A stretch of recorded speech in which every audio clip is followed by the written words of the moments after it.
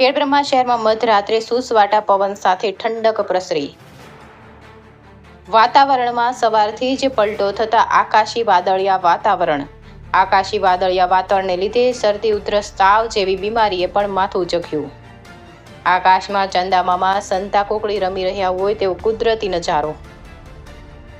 લોકો નિહાળવા લાગ્યા રાત્રે ગરમી, સવારે ઠંડો પવન ફૂંકાય છે. બે ઋતુમાં માંદગીએ પણ માથું ઝઘ્યું. આકાશી વાદળિયા વાતાવરણ ઘેરાના લીધે જગતનો તાત પણ ચિંતાતુર બન્યા. કમોસમી વરસાદ થાય તો અમુક પાકોને નુકસાન થવાને ભયભીત. India 24 news reporter Jayesh Thakor સાથે શૈલેષ પટેલ, સાબરકાંઠા બ્યુરો ચીફ.